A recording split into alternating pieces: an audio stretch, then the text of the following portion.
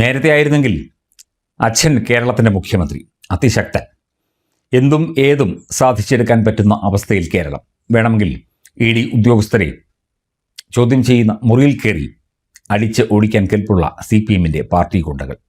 ED ഉദ്യോഗസ്ഥർ വീട്ടിൽ എത്തിയപ്പോൾ ആക്രമിച്ച സംഭവം നടന്നിട്ട് അധികകാലമായില്ല. പക്ഷേ ഇക്കുറി വീണ തൈക്കണ്ടി എന്ന വ്യക്തി പിണറായി വിജയൻ്റെ മകൾ ഈയാമ്പാറ്റയെ പോലെ വിറച്ചുകൊണ്ട്, തൊണ്ടയിലെ വെള്ളം വറ്റിക്കൊണ്ട്, ഹൃദയം തകർന്നുകൊണ്ട്, കൃത്യമായി മറുപടി പറയാൻ അറിയാതെ വിറച്ചുകൊണ്ട് ആണ് EDക്ക് മുന്നിൽ ഇന്ന് എത്തിയത്.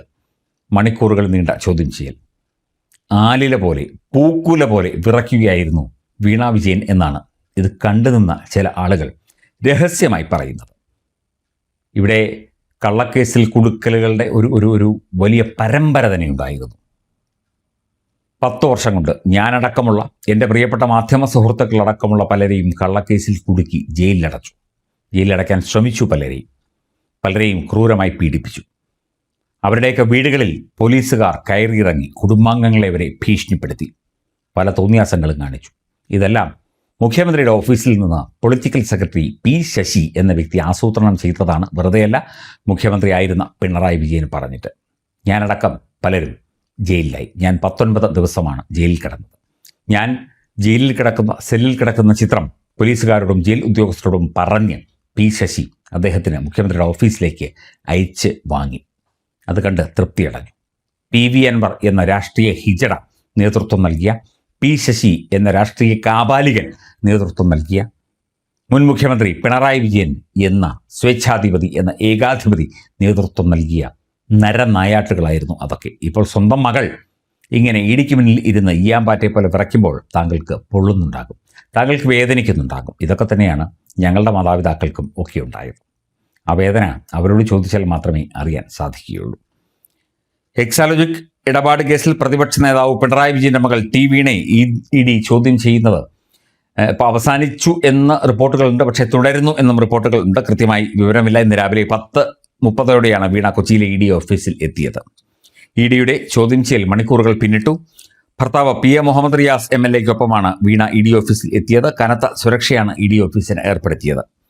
കഴിഞ്ഞ 12-ാം തീയതി ഹാജരാകാൻ ED ആവശ്യപ്പെട്ടിരുന്നു. എങ്കിലും ആരോഗ്യ പ്രശ്നങ്ങൾ കാരണം ഹാജരാകാൻ സാധിച്ചില്ല എന്നാണ്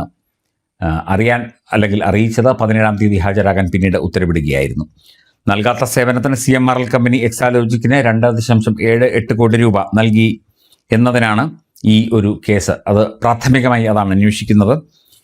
മെയ് 27 നടത്തിയ റെയ്ഡിൽ വീണയുടെ ബാങ്ക് അക്കൗണ്ട് രേഖകളും മൊബൈൽ ഫോണും ഒക്കെ തന്നെ ED കസ്റ്റഡിയിൽ എടുത്തിരുന്നു. ആദായനികുതി വകുപ്പ്, ഇന്ററിം സെറ്റിൽമെന്റ് ബോർഡിന്റെ റിപ്പോർട്ട്, SFIO അന്വേഷണ റിപ്പോർട്ട് എന്നിവയെ അടിസ്ഥാനമാക്കിയാണ് വീണയോട് ചോദ്യങ്ങൾ ചോദിച്ചുകൊണ്ടിരിക്കുന്നത്.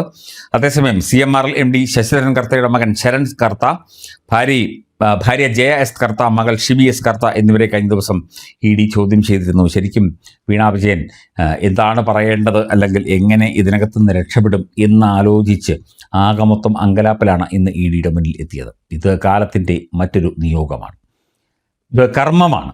അതായത് ഇപ്പം അച്ഛൻ ചെയ്യുന്ന കർമ്മങ്ങൾ അച്ഛന് പറ്റിയില്ലെങ്കിൽ മക്കൾ അനുഭവിക്കും, അല്ലെങ്കിൽ അടുത്ത തലമുറ അനുഭവിക്കും.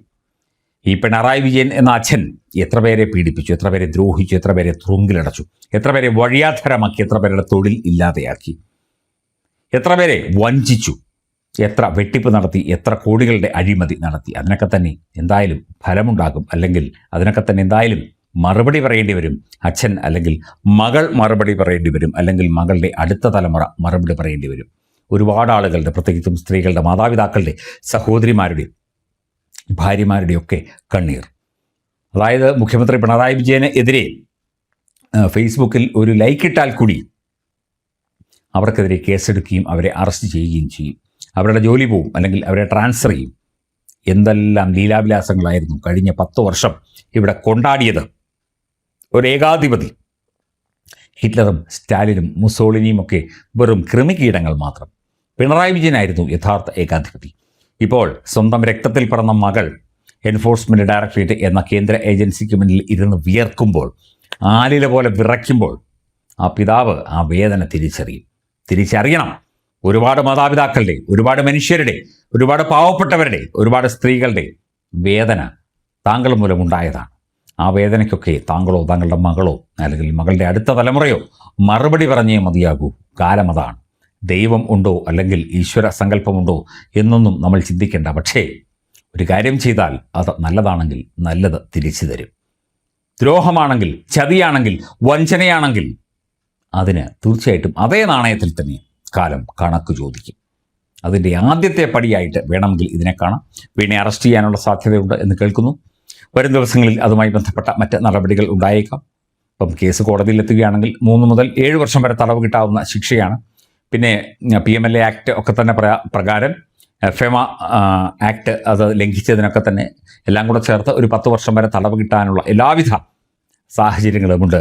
രാഷ്ട്രീയ അഡ്ജസ്റ്റ്മെൻറ്റുകളൊന്നും നടന്നില്ലെങ്കിൽ. ഇനി നടന്നാലും കർമ്മം എന്നൊന്നുണ്ട്. ആ കർമ്മത്തിന് ഫലം പിണറായി വിജയനായാലും ഇനി ഏത് അപ്പോസ്തലനായാലും അനുഭവിച്ചേ മതിയാകും.